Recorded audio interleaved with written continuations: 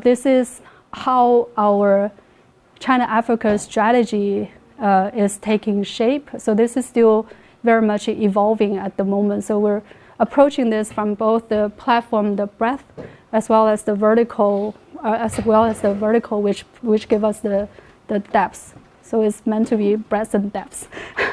So anyway, at the platform level, we're doing a few things, right? At the bottom of it is the strengthening enabling environment for China-Africa. This is more at the high level policy advocacy level, right? So we want to influence, hopefully China taking up a bigger responsibility, for example, in global malaria eradication, making a bigger statement on that in FOCAC and Belt and Road and etc. Right?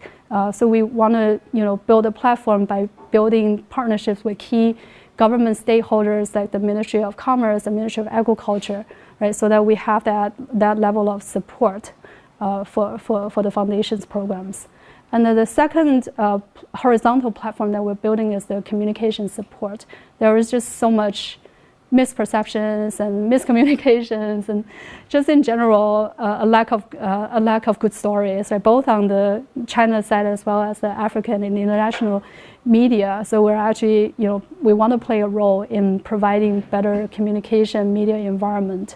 So one very concrete thing that we're doing is actually in partnership with the Peking University, right, to actually bring the local media, right?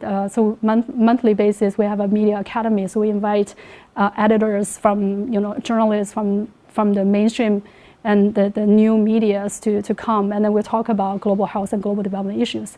And we run, for example, African story competitions.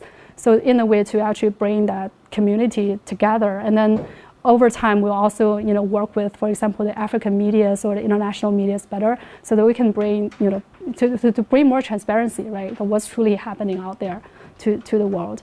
And then the third one that we're working on is, strengthening private sector enabling environment. Because if you look at overall China-Africa relationship, the economic relationship, the investment-driven relationship is a major part of that. So we want to, find ways to address some of the what we saw just now, right? The Africa's, capacity of engaging Chinese investments, the data gap, and etc. To strengthen that private sector enabling environment, so that more investments and good investments can go land in African countries.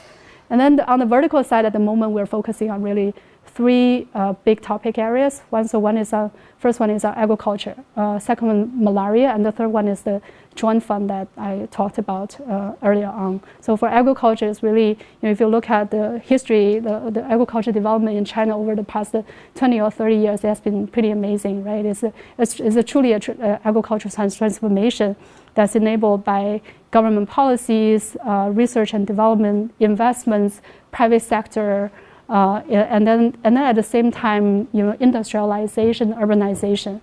So it's a very amazing, actually, agriculture transformation story, and we want to, take that knowledge and see how much of that can be applied in African countries. And then malaria eradication in China is the world has been asking for malaria eradication since the 1950s, and China is probably one of the few large population countries who actually has done that. So we want to take that knowledge and the Chinese, products and innovations to actually help to achieve that goal. And the joint fund, we have talked about it before.